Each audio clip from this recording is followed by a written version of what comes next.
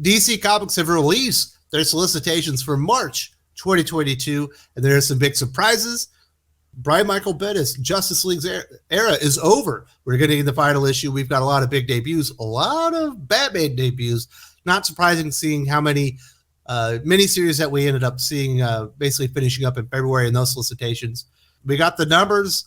We got some expensive comic books in here. I hope you're ready to have fun because that's what I'm here to do. This is going to take about 30 minutes, so get yourself a Snapple, maybe a fresh lemonade. Hey, if you drink this early and it's early in the morning, grab you grab a silver bullet, grab you a Coors Light, have some fun because we're going to be here for a while. If you are unaware, my name is Wes. I'm the host of Thinking Critical YouTube. We talk about all the comic book news. I do comic book reviews, have a lot of opinions. If that's what you're into, you probably want to subscribe to the channel, hit the bell for notifications. And with that, let's get to it. Brian Michael Bendis was an odd choice to take over Justice League following Future State.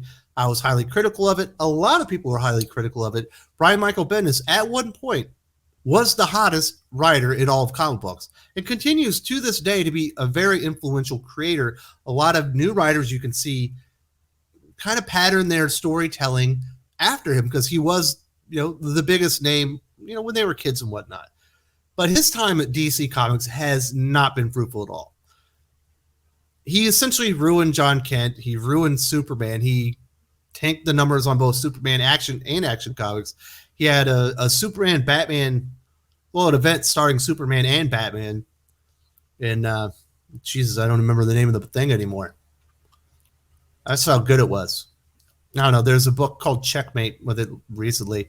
That thing tanked after the first issue.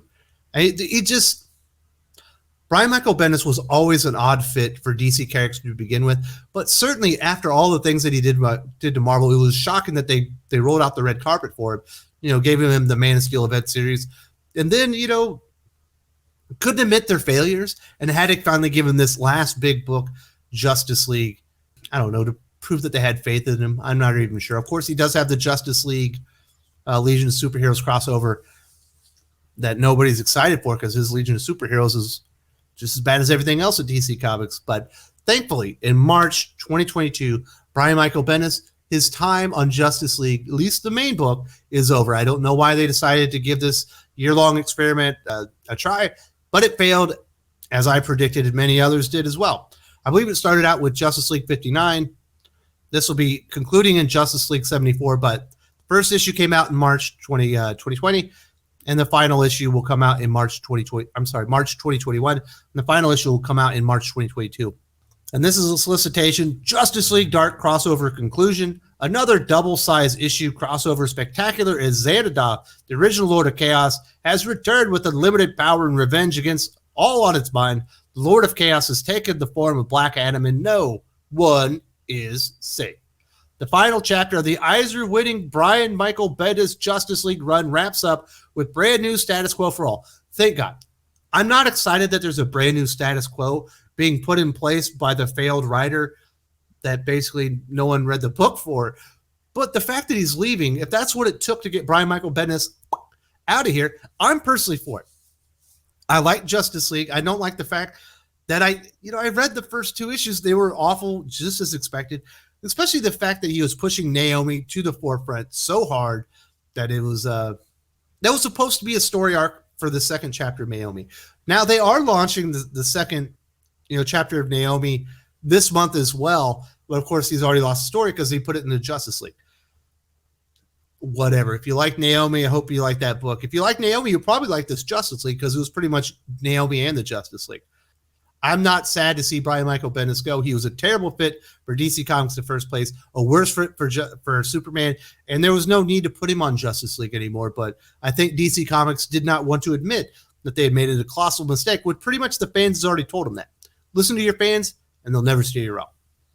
Now let's get into the DC Comics March 2022 solicitations by the numbers. We are getting 14 comic books starring Bruce Wayne, Batman. Well, I guess there's one of them that's Jace Fox. But 14 comics starring Batman.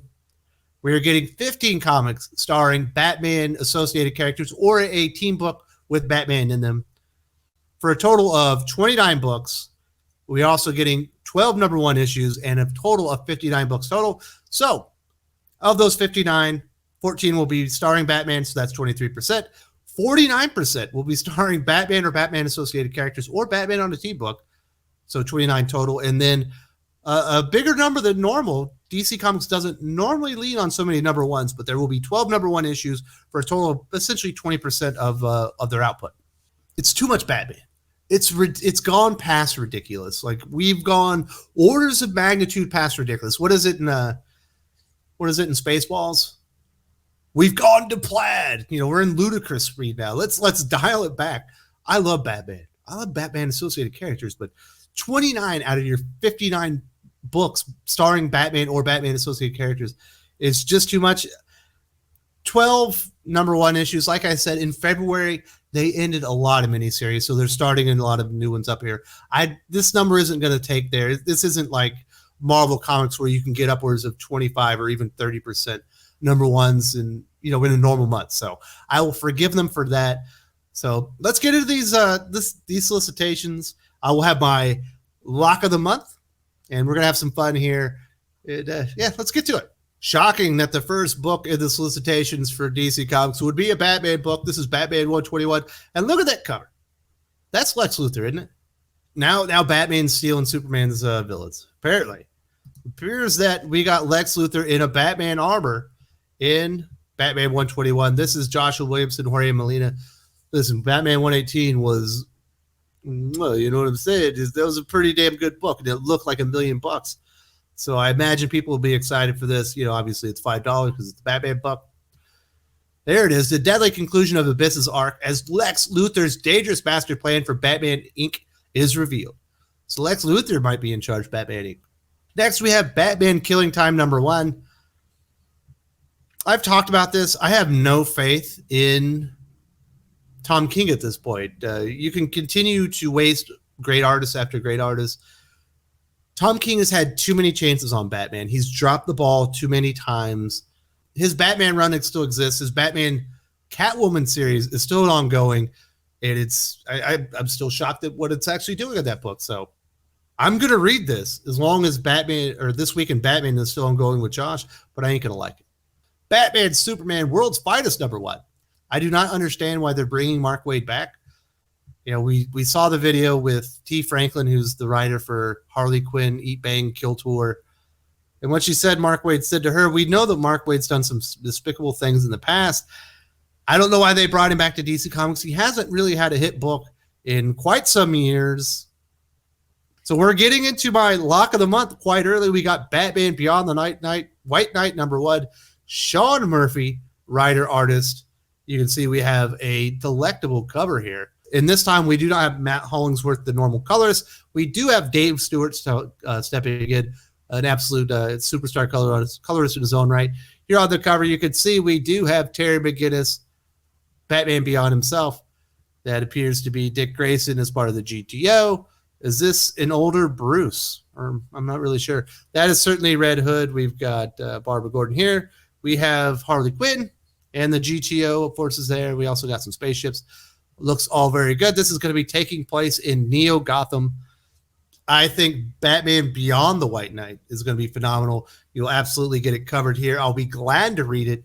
And this is my lock of the month. I don't think Sean Gordon Murphy has it in him to let you and I down with this book. I think it's going to be fantastic. Detective Comics 1055. Obviously, this is continuing the Shadows of the Bat series that are dealing with Arkham Tower. You know what the weird thing is? We're not supposed to have Batman in this story, right? He's not supposed to be there. Why is he on all the fucking covers? It's supposed to be the Batman family like picking up the pieces and saving Gotham after Bruce leaves. Like, why is he on all the covers? All right, so here's Detective Comics 1057. Batman is back. So I guess it's okay for him to be on this cover. But he's not there in this one. You see him clearly. Whatever. I'm not going to complain about that anymore. But we definitely are getting the return of Batman before the end of Shadows of the Bat event. These Lee Bermejo covers, these variants by Lee Bermejos, I think are going to be in high demand. Let's see if we can see one of them. They've all looked great so far. Yeah, that would be it. Tell me you aren't going to want that cover look. Look at that. man, Lou Bermejo knows how to do those. And they all look that good. I'm not going to go through all of them, but you get what I'm saying. Batman FaZe Clan #1. I'm not terribly aware of FaZe Clan. I know they have something to do with the YouTubes and some esports type stuff. And they're going to be doing this Batman FaZe Clan crossover. Shadow War Alpha. This is Joshua Williamson, Victor Bogdanovich. I love this creative team. And I'm on board for the Shadow War event, to be completely honest. I think Robin has been fantastic. I love the first issue of Batman from Williamson. And Deathstroke Inc., well, it hasn't been quite as good as I had hoped, but it's still been good. So I'm on board for this. These alpha issues, for the most part, have been a waste of time. $6, $7 variant for the card stock. It's a lot of money. And what I've gotten so far in these alpha issues is just regurgitation. My goodness, I couldn't say that word. When Deathstroke assassinates Ra's al Ghul, Talia al Ghul demands revenge and sends her League of Shadows to kill Deathstroke and Deathstroke Inc. Apparently, we're spoiling Deathstroke Inc. Naomi Season 2, #1. We've talked about this a bit. I hate the seasons concept within a comic book. These aren't done in seasons. If you want to tell them in story arcs like that, write graphic novels. These are episodic, ongoing tales. They're certainly not seasons. You can have story arcs with subplots that connect the stories and make it episodic and sweeping in nature. But I think the Season 1, Season 2 stuff is bound to fail. It's a stupid concept, and I hope they do away with it soonest. Is that faith? We got faith in the DC Comics universe. Perhaps Brian Michael Bendis has made a new plus-size sidekick. Whatever. Trial of the Amazons #1. Look at this creative team. Tell me this isn't a clusterfuck waiting to happen. Becky Cloonan, Michael Conrad, Joelle Jones, Vita Ayala, and Stephanie Williams are all writing the same issue. 4 artists on it. Joelle Jones, Elena Casagrande, Laura Braga, and Skylar Parsh. So I was wrong. I didn't know that Joelle Jones is doing some of the art, but she's only doing, perhaps, at most, a quarter of the art. Seriously, I mean, you look at these writers. You have a superstar in here. Joelle Jones. She's a superstar artist. She's not a superstar writer. This right here is a recipe for failure. And of course, once it fails, because you can't blame Vita Ayala for failing, you can't blame Stephanie Williams or whoever for failing on this damn thing. They'll blame Wonder Woman. And people just don't like Wonder Woman. No. People fucking love Wonder Woman. And they would be all about a Wonder Woman event. But you guys can't make Wonder Woman important enough for me to understand that you care about the character, because you keep putting nothing but D and F level writing talents on the character. Joelle Jones is a B or A list art talent. She's not that writer. Cloonan, Conrad, Jones, Ayala, Williams. Absolute failure right there, across the board. Not going to happen. And that's too bad, because Wonder Woman deserves better. To read Trial of the Amazon, they expect you to read this book right here. They think that you're going to have read this leading up into it. That's hilarious. No one's reading Nubia and the Amazons because it's Stephanie Williams and V. Ayala. There's no marquee artist on it, so people know that it's not important. So apparently they're laying the groundwork for this event in a book no one will ever fucking read. DC Comics needs to remove their head from their ass sooner rather than later, before there's just nobody left with any confidence in anything that they can do. Well, other than the Batman, right? Wonder Woman 785. More Trial of the Amazons. After the death of one of the Amazons' own, Diana has decided to take matters into her own hands and use the lasso of truth to find the murderer. Sounds magnificently diabolical. Trial of the Amazons, Wonder Girl #1.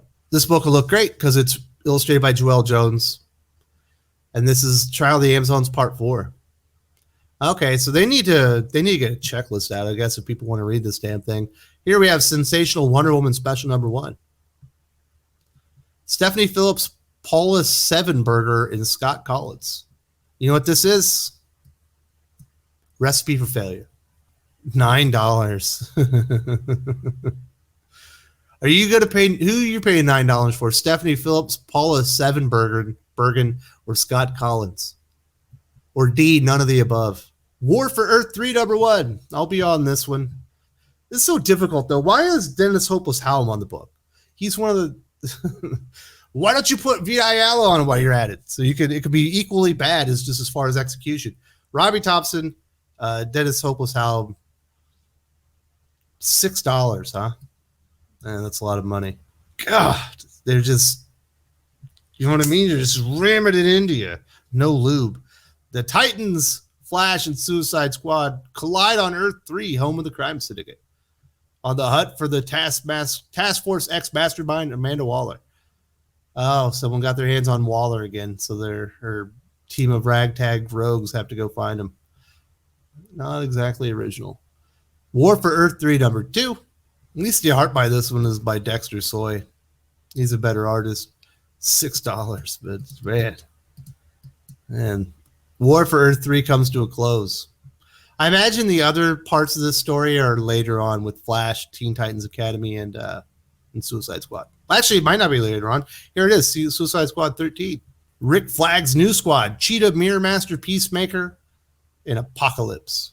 It's just, I don't understand.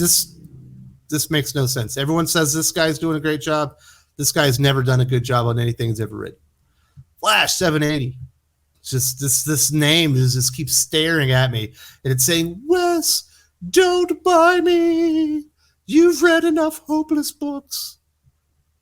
Teen Titans Academy 13. This thing's been awful, so it might actually improve with Dennis Hopeless Hallam, because Tim Sheridan's on my never, ever would consider buying anything ever again with his name attached to it list. Dennis Hopeless Hallam isn't even on that list. You know what I'm saying? Rogues number 1. This is an interesting one. This is a new series from Joshua Williamson, Leo Max on art. 10 years ago, Rogues disbanded and went their separate ways, but this time hasn't been kind to all the former blue-collar super criminals caught in an endless cycle of prison, rehab, dead-end jobs, broken relationships, probation, and endless restitution fees. Man, where's the STDs? The Rogues are sick of paying for their crimes. Luckily, Captain Cold has a plan, one last job that will leave them all richer for their wildest dreams and free from the past if they can't survive. Oh yeah, that's a tried and true story. The one last heist to finally get out of the game and get free and clear and live out your dreams. Catwoman, Lonely City. If you like Cliff Chang, you're probably going to like this. I haven't been reading it. Wonder Woman, Hysteria. The Amazon's number 2. And I told you guys, Phil Jimenez is not illustrating this. So if you're like, fuck it, I don't care if Kelly Sue DeConnick's book sucks. I don't care if the story's bad. I'm in it for fucking Phil Jimenez. You got jobs, son. You just paid $8 so you can, for a fucking gateway to Gene Ha. Not that Gene Ha's a bad artist, but it's not Phil Jimenez, and that's not what you paid for or bought in for, because there are very few people that bought into this series for the Kelly Sue DeConnick story. So if you like Bitch Planet, this is the comic book for you. If you have good taste in comics, you're going to want to skip a Rudy on this one. The second installment of the jaw-droppingly ambitious history of the Amazons finds their future queen, Hippolyta, cutting a swath through the world of men desperate to be reunited with the astonishing women who saved her life. But unfortunately for her, they are hard folk to find. Perhaps it is the will of the goddess that they cross paths again. But before that moment, Hippolyta will gather to herself a tribe of her own and find that the hearts of all women do not necessarily burn with the flame as righteous as her own. Man, that sounds terribly uninteresting. Here's Nice House on the Lake number 7. It's like stuck in the middle of all the graphic novel solicitations, but it's returning. If you're a fan of this book, I like Alvaro Martinez Bueno. I like Jamestown in here and there. This just wasn't the book for me. I know a lot of people are telling me, Wes, you lost your fucking mind. This book's great. I'm glad you like it. Just, I've read enough Jamestown comics that I'm tired of the same tropes. But I hope you enjoy it. Action Comics 1041. It looks like, has Superman broken the chains? I'm not certain.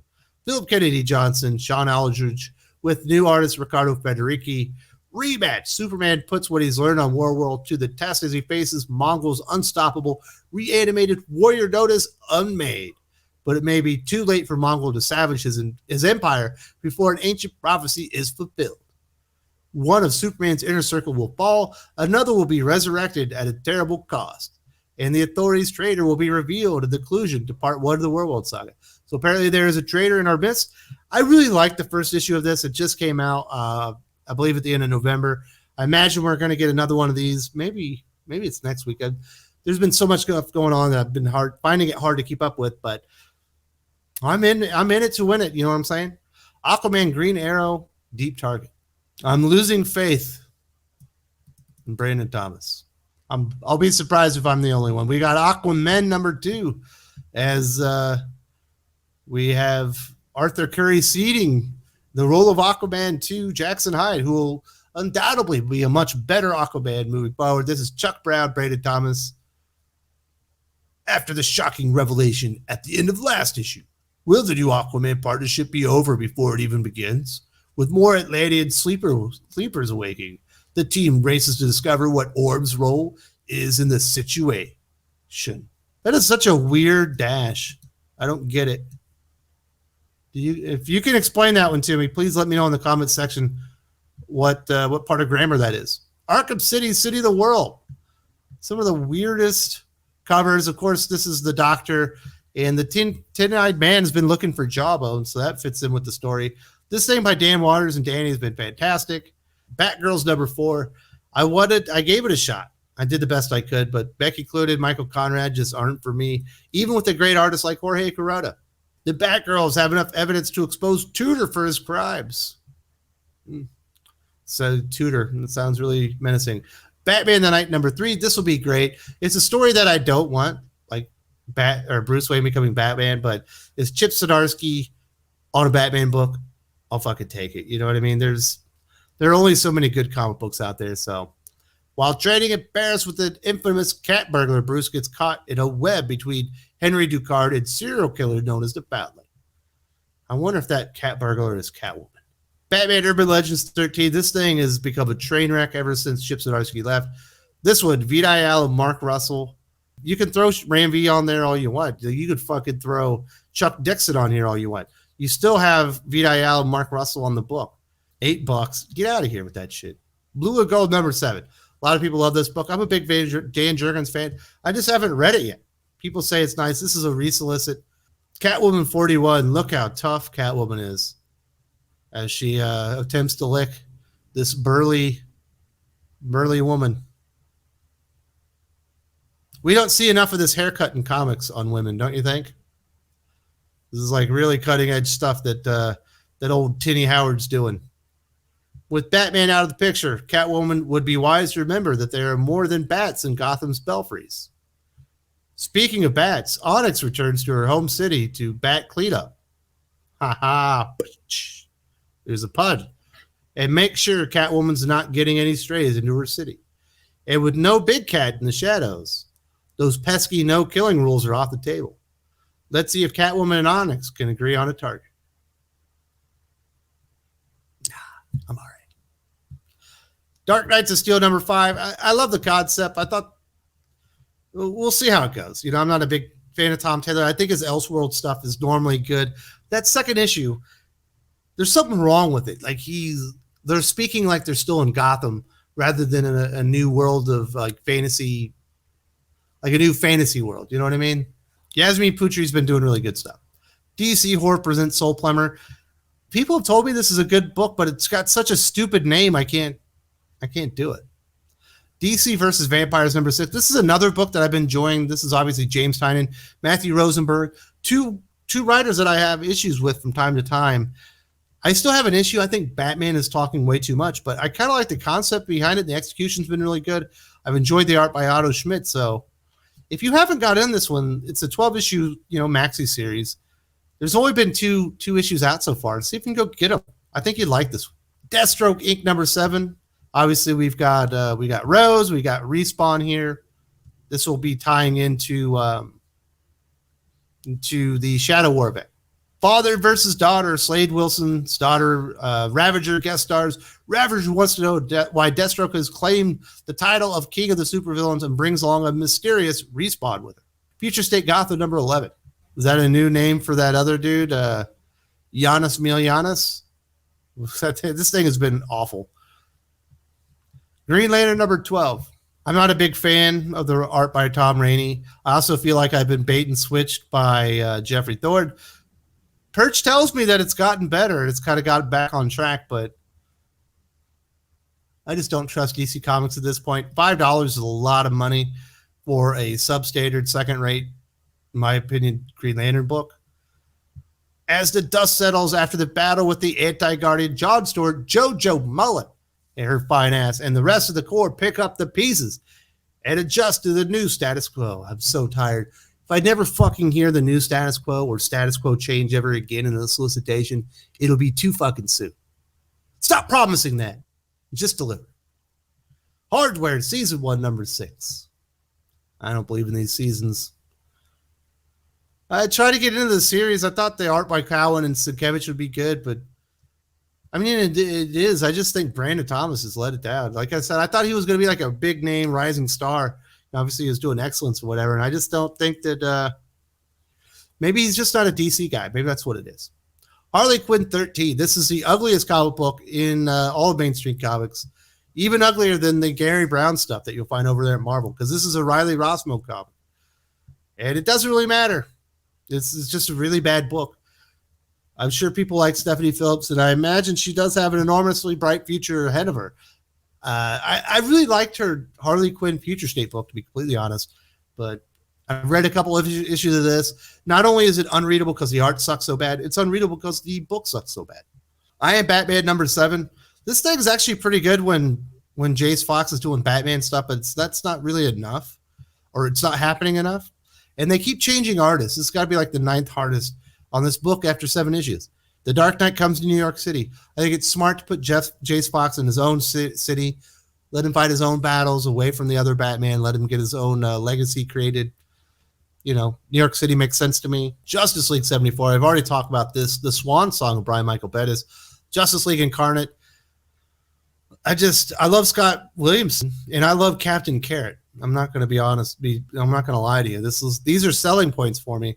But I read that that series that preceded this one, and I thought it sucked. Even though that one also had Roy Harper as one of my favorite characters. So I'm all right. $5 is a lot of money for a book I don't want to read. Justice League versus the Legion of Superheroes. Brian Michael Bendis, Scott Godlewski. I would rather read Justice League versus Ruby or RWBY or whatever that thing is that I've never heard of before I read Justice League versus Legion of Superheroes by Brian Michael Bendis. That's all I could say. Looney Tunes. I like this cover. They're doing the Mr. Miyagi Danielson training. I like that. Porky could use that if you ask me. Monkey Prince. It's an Asian character, so Gene Yang once again gets the call. Of course, they got to get Batman and Robin in there, huh? Batman and Robin fight with Pigsy over a part of Monkey Prince's body that fell off. Sounds really strange. I didn't even count this one in the Batman stuff, so hey, it might be over 50% if you want to count this one. I would say this is starring or co-starring Batman, huh? I forgot to count it. Nightwing 90. Looks like we're getting a Nightwing Flash crossover. Tom Taylor. Nightwing Wally West start part 1 or 2. I don't know, man. That sounds like something I would love. It is Tom Taylor. You just don't know, man. I'm going to check it out, but I hope it's good. I really like these kind of smaller crossover stories. One Star Squadron. I don't do Mark Russell. He's not Tim Sheridan, but he ain't that far behind. Refrigerator full of heads. Whoa. We haven't seen any female characters with a haircut like this. Yeah, this is cutting edge stuff. Robin number 12. And I hope that's not that Robin from Dark Knights of Death Metal. Robin King or whatever his stupid name was. Fucking hated that character. That's like one of the best things about Scott Snyder, like not writing anything important, is he hasn't incorporated any of his stupid ideas from his last lame ass fucking event into the DC Comics universe. Think about how much worse DC would be if he had to read nothing but the Batman Who Laughs and King Robin or whatever that stupid thing was. Joshua Williamson, Roger Cruz. Demon versus Detectives. The Lazarus term is over, and Damian returns to Gotham, a changed hero. But there's one last opponent he might fight to the death himself. This lead-in issue to the epic Shadow War event. So there's the lead-in to Shadow War. Robin's number 5. Oh, man. I read the first issue. It's like you have to see it to believe just how fucking bad it is. Tim Seeley. He is the Mendoza line. He's as bad as you can be as a fucking comic book writer and continuously get work at the big two. And I think if this Robbins might just dip him below the Mendoza line. Might be time to demote him over to fucking Humanoid or something. I don't think Tim Seeley has it anymore, if he ever did have it. Superman, Son of Kal-El, number 9. He's keeping the stupid fucking haircut. And now Nightwing has a stupid haircut. That's embarrassing. Of course, this will be the affirming issue where Nightwing tells you and I and Superman how much better of a Superman he is than his father, Clark Kent. Nightwing promised Clark Kent that while he's off planet, Nightwing would look after John. But with Soad out there murdering super people, is Nightwing in over his head? No, he's not in over his head. In fact, John will do nothing but hold him back because Dick Grayson is a very competent superhero. Task Force Z, number 6. I have not enjoyed this series. I love the art. I love Eddie Barrows with Eber Ferreira on the inks. I tried it. I did not like it. I've heard other people say they enjoy it, but it is not my book. Batman Scooby-Doo Mysteries. Well, it looks like the gang's all there. Even got, wow, they're really throwing Batwing in a lot of shit right now, aren't they? Human Target, number 6. I've heard nothing but good things about this, but I have no faith in Tom King ever delivering anything that I want to read again. You can only, burn so many bridges so many times before somebody's like, yeah, fuck it. That's where Tom King and I are. Joker, number 13.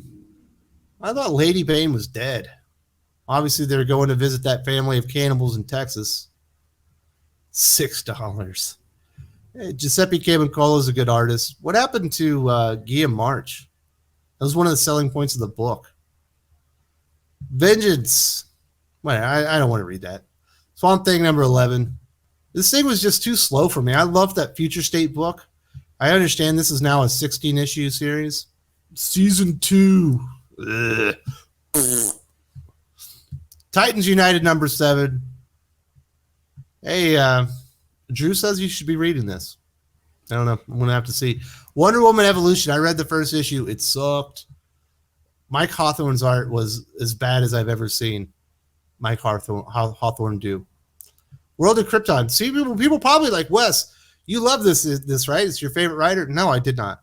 I wouldn't recommend it. I mean, it was fine, I guess, if you really like Kryptonian politics, but World of Krypton number 1 was just boring. It was not the book for me. I love Robert Venditti. I hope they put him on something more interesting in the future, but I ain't reading this shit anymore. That first issue was enough for me. That'll do it, folks. I do appreciate the time. I hope you have a wonderful time. Whatever you're doing, I hope you are ready for your Christmas week. You're ready for your comic books in March 2022. Thank you so much for spending this time with me, and I'll see you all around next time.